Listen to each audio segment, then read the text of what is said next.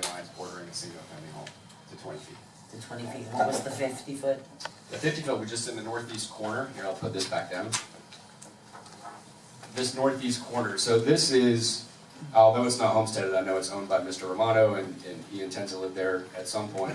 This catty corner adjacency here, we agreed to have a 50-foot setback from that property line. And we also agreed to step the height of our buildings.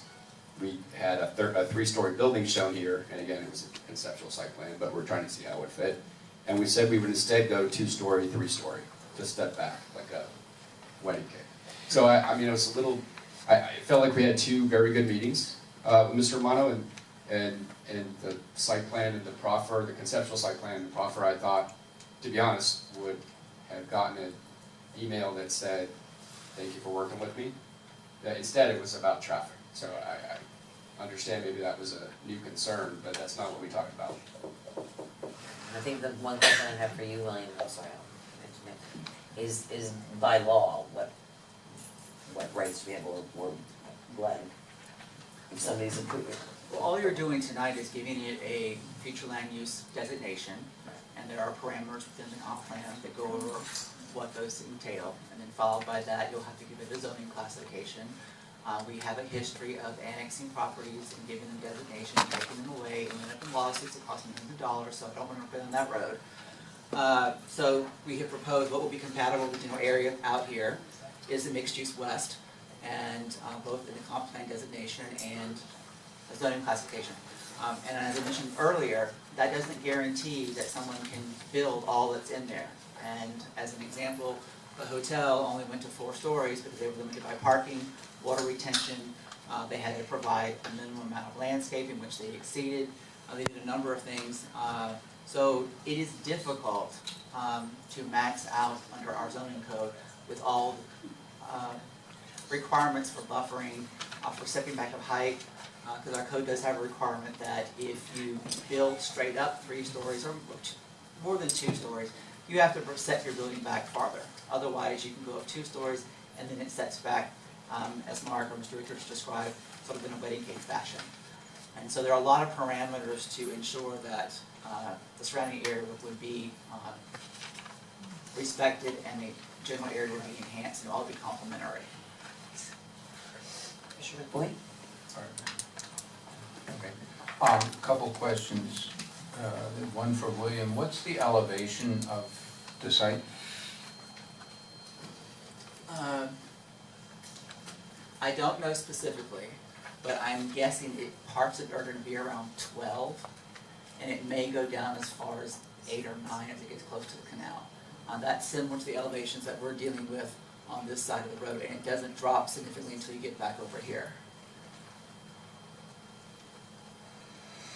Okay, I just would note that, and I don't know how one deals with it, but we did just come back from a conference thinking about these things, and as I'm sure you're aware, that connects directly to the C-51, and we can expect Well, I will. issues. We are a little more progressive than many communities. We do have what's called a 1-foot freeboard requirement.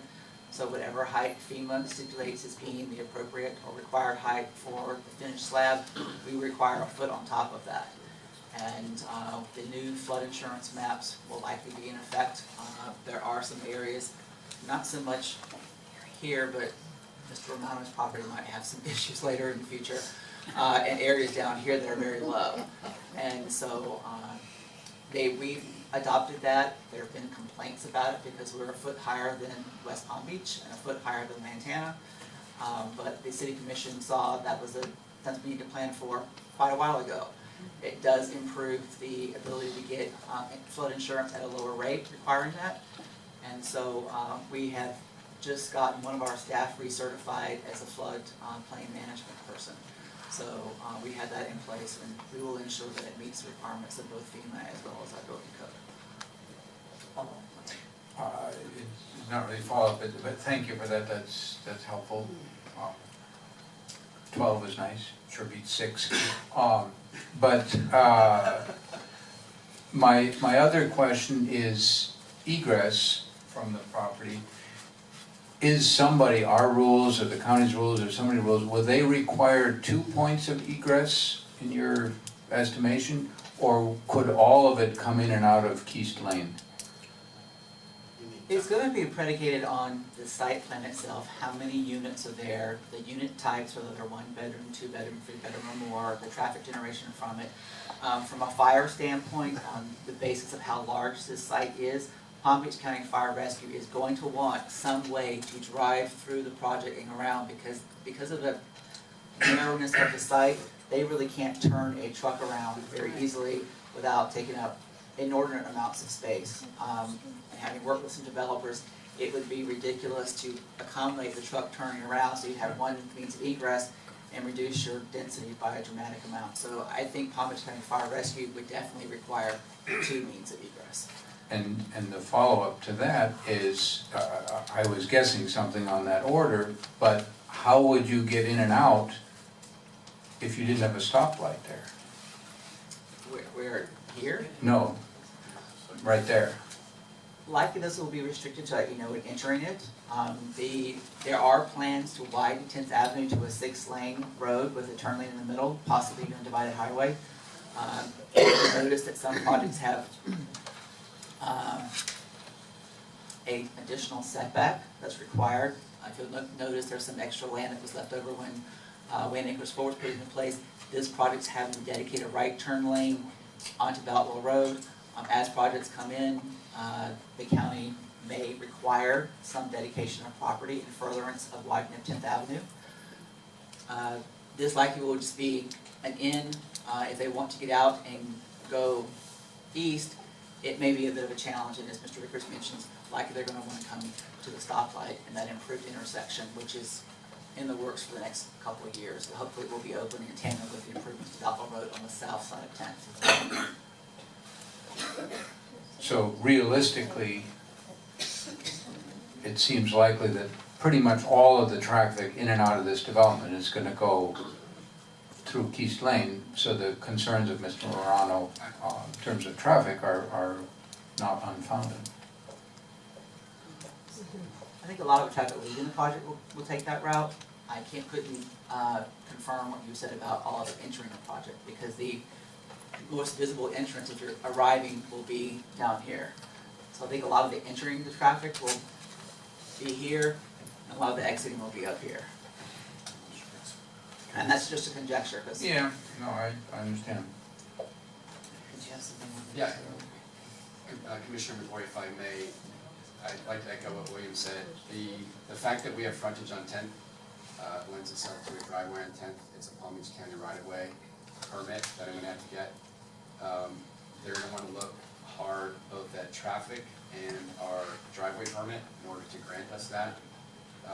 We're going to have to balance several concerns as we move through the site plan process. You raised some good points. Obviously, I'm not here to sort of site plan it out tonight, but I am taking notes on some of your concerns and some of the thought processes. I believe that 10th Avenue is the natural place for ingress, almost all ingress. It's going to be the fastest way. As far as egress goes, I do believe that Beltwell Road becomes the safest way to make a left-hand turn. Now, I see a lot of, because it's an open road on 10th, I see a lot of people making left-hand turns across traffic. Traffic engineers hate that. So, It's not a good idea. and it's not safe, and it's not the best turning movement. So I'm not going to stand up in here and say that people are going to use the southern entrance and make a left to head east. I will tell you that there are several uses that someone could have come in and looked at either the larger piece highlighted there or parcel configuration, and you probably have traffic all through the day. A residential development is rather quiet most of the day. There's an AM peak and a PM peak as people leave and come to work. This is going to be a mixed-use project. Haven't decided what the other use might be. It might be an office use, which has sort of some similar peaks. But I think those are all things that we're more than willing to address when we come in for a site plan. We have some work to do on the traffic side as we move forward to that. One of the contingencies to closing, though, is to get annexed and get an appropriate land use and zoning designation. Vice Mayor? Thank you, Madam Mayor. Clearly, I don't believe it was privy to the communication between yourself and Mr. Romano at this point. I'm wondering, you know, as I'm listening to the requirements for water retention and the need for the traffic study and how that's going to impact downward, if you will, the density and the traffic. You know, is this an issue that we can continue and allow the two parties to negotiate? Or I don't know. So with all due respect, I really don't think this is an issue where a different land use category makes more sense. It really doesn't. My client's not interested in, it needs to be a mixed-use project for height reasons, closer to 10. The mixed-use west category is the right category. It's the one that's most consistent with your comprehensive plan. I am interested in talking further, Mr. Romano, not in relation to traffic. We do not have a site plan. I don't think there's anything to work out in that regard. What was worked out, or what could have been worked out, has been with the letter that we proffered, which is an additional bending over backwards on a setback and height perspective. I don't have much more ground to cover there either. I really feel like we've done more than we needed to do with a simple annexation, land use, and rezoning request. I'm happy to have done it, but I don't think there's more work to be done.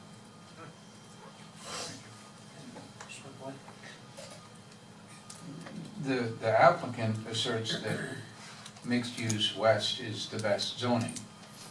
Now, the applicant is concerned about things that are happening on the property, and that may not be the only opinion about what's the best zoning. What are alternate zonings, and I think maybe that's a little bit where Commissioner Maxwell was somewhat headed, is are there alternate zonings that we might want to consider, given that we already can foresee a number of issues? Would it make sense to zone it something different? Since you're asking us to decide. Perspective, this qualifies when and if it comes into the city as mixed use west. All of this is mixed use west down to a portion where it becomes, there's some iPark down here. This is mixed use west this way. There isn't another mixed use category that would be appropriate in this location, as it is surrounded by commercial. It is already zoned commercial in the county. The only other designation which would lower the density but not provide the mixed use would be multifamily 20, which is what was envisioned or is envisioned for the Waterville Townhouse project. That wouldn't be appropriate in this location. Based on how our comprehensive plan looked at the various future land use designations, we did envision 10th Avenue being one of our more intensive mixed-use corridors. And much of that development would be predicated on the future of what happens with 10th Avenue. And the county does have a long-range plan to at least deal with our portion of it from the canal to 95, as well as Florida Department of Transportation improving the intersection. One of the problems that I see, and I kind of go up here a lot, is the stacking that is generated from trying to get onto or off of 95. When that capacity grows, All the way back. then this traffic flow will improve greatly, and that project should be finished in the next 2 years.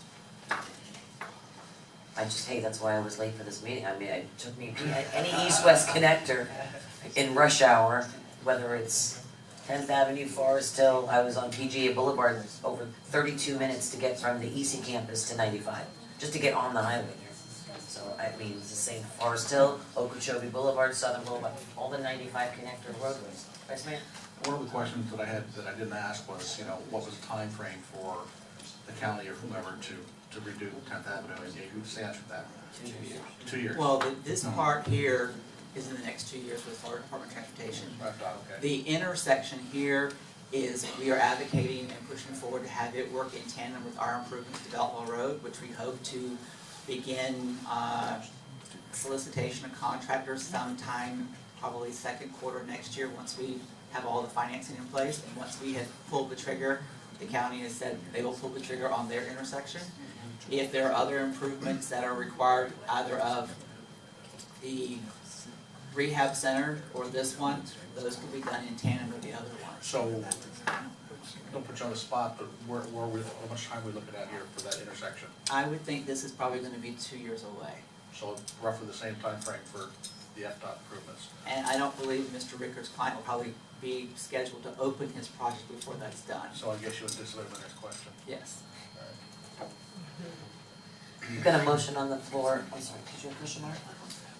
Yes, and just very quickly, I think it's a really big deal for the city that we have an essentially vacant parcel of land.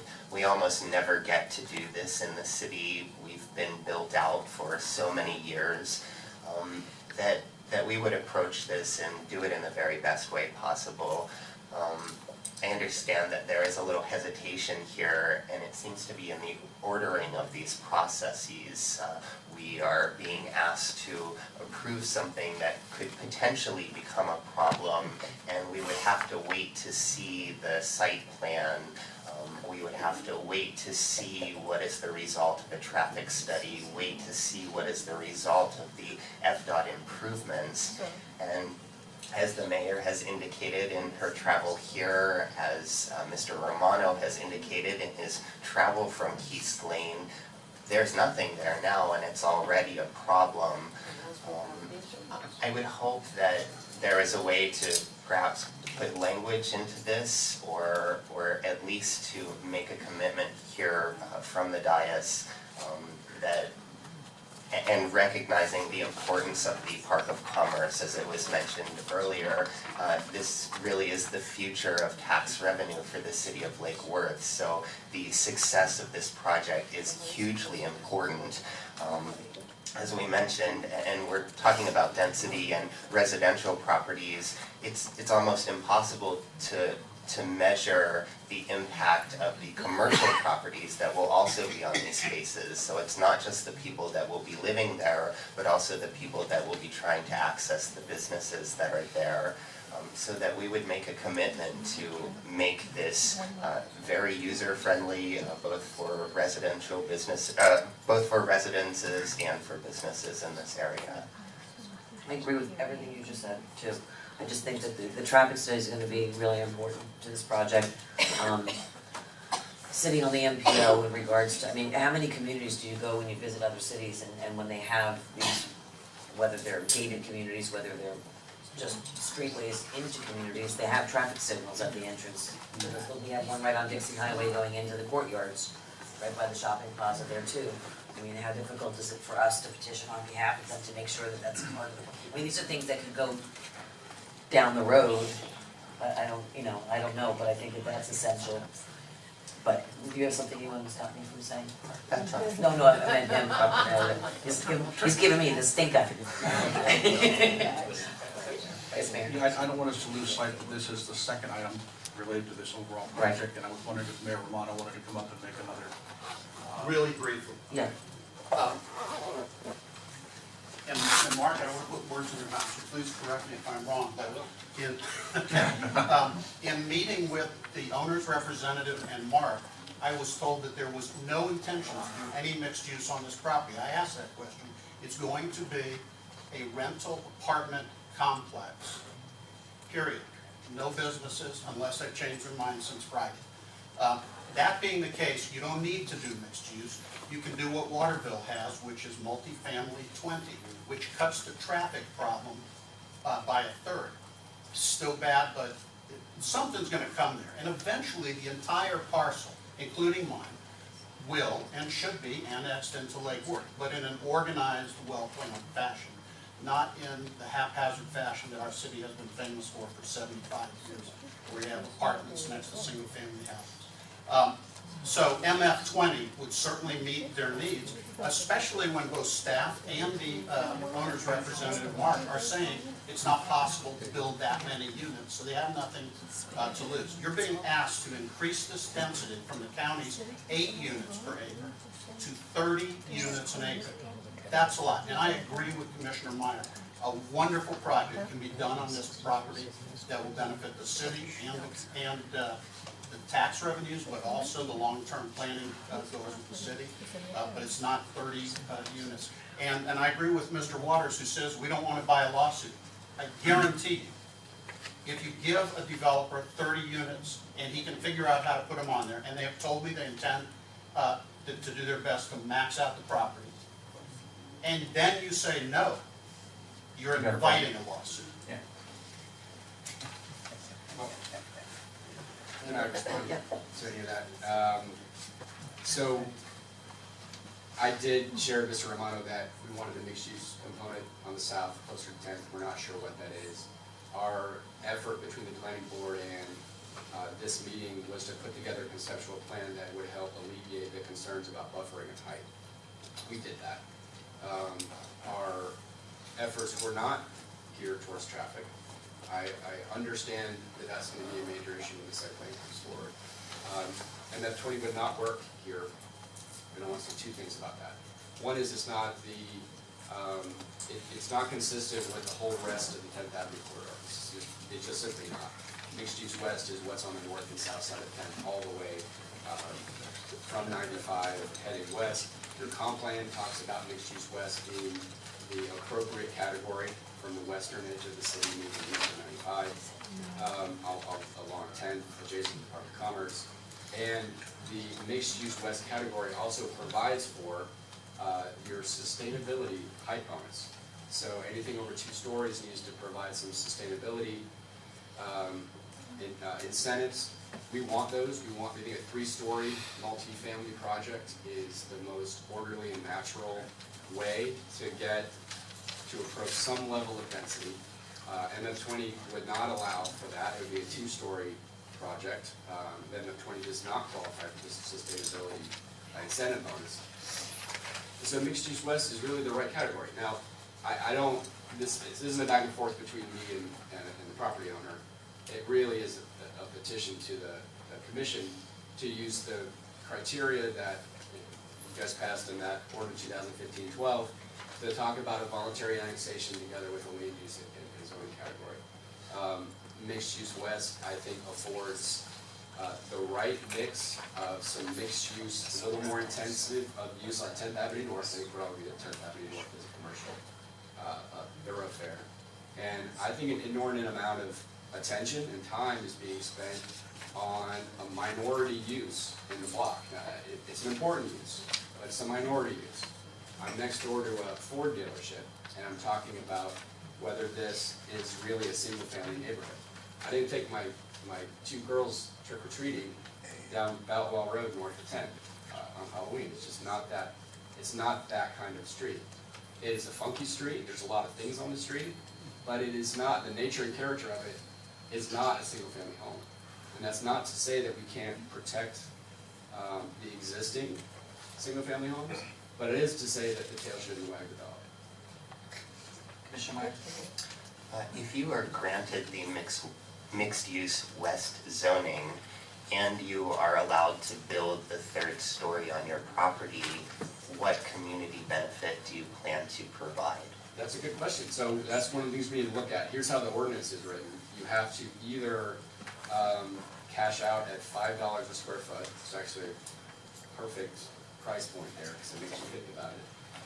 For all of the stories above the 2nd story. So if you can provide a community benefit that offsets that, then you don't have to write a check to City of Lake Worth. If you don't, or if there's a differential, you end up writing a check. I'm not sure what we're going to come up with. I think there's some opportunities for some cross connections to our existing commercial neighbors.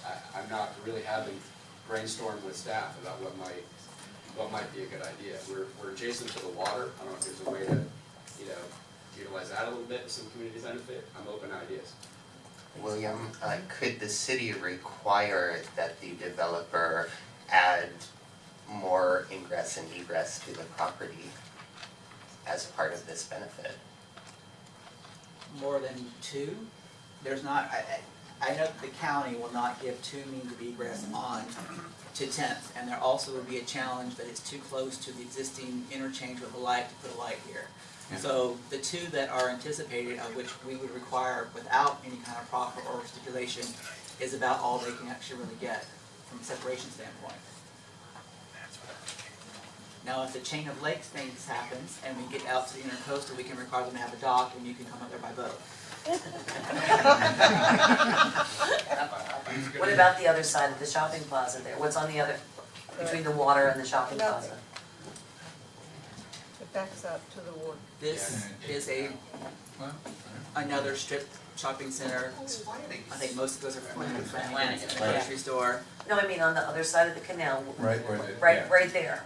Is there a roadway in there? No, this is a separate parcel, it's owned by another entity, it's this little strip shopping center, one story, Is there an exit there from that onto 10th Avenue? right here. Just right there? And the county is also gonna require a separation between this and whatever happens over here. Is there a, is there a, alleyway or something that comes down, that borders that isn't private property, that's either Here? county, no, where I was talking about, by the water Along and the canal. along the canal? This is Lake Worth Drainage District, and they do require a fairly significant buffer from the canal. They've been requiring 20 to 25 feet, just, it has to be clear for access, for maintenance, and they would not allow a road in that. Then that abuts right into their private property of that shopping place, okay. Just thinking. Yes, Mr. no, McCoy. I'm glad that we're all creatively thinking. I mean, I'm troubled by this. I'm not convinced that mixed-use west, which in itself is not maybe a problem, it's the 30 units per acre that seems to be more the problem. I'm troubled to vote in favor of an increase in density in that area purely on the argument that everything around it is that, when everything around it already is causing significant problems on 10th. We already have them without anything additional to it. I don't buy the argument that just because many things around it are mixed-use west, you've got something that's even larger than this one that you've gone with MF20. But it's not on 10th Avenue. Well, but the axis is coming onto 10th Avenue just by way of Detroit. It's the same thing. You know, it's north of it and it's dumping onto 10th Avenue. I mean, it's not very different. Both of them are going to dump traffic onto 10th Avenue. So I think the point that's been made that if we, as a commission here, vote a higher, what amounts to a higher density, and then we come to a different view later on, which seems pretty likely given all the problems with this, we are inviting a lawsuit. So my vote would be, I'm happy to give MF20, I'm not happy to give mixed-use west. And I think we're inviting trouble if we do the mixed-use west. Just please keep in mind that if you were to propose that, we would need to make a significant comp plan change that is not part of the request of the project, and do a needs analysis and an assessment to be submitted to the state. Because we did not envision MF20 on 10th Avenue North in the comp plan that was adopted 2009, reaffirmed 2011, and then done again in 2012. But how did it work for the water bill? Because we put that as MF20 in the comprehensive plan. In other words, we goofed before and now we're... No, we didn't goof. We've always talked about and envisioned a commercial corridor on 10th. We've developed a mixed-use west district specifically for 10th Avenue and Lake Worth Road to border the Park of Commerce and serve as a major interchange of commercial and retail and residential uses for the growth of the city and tax base.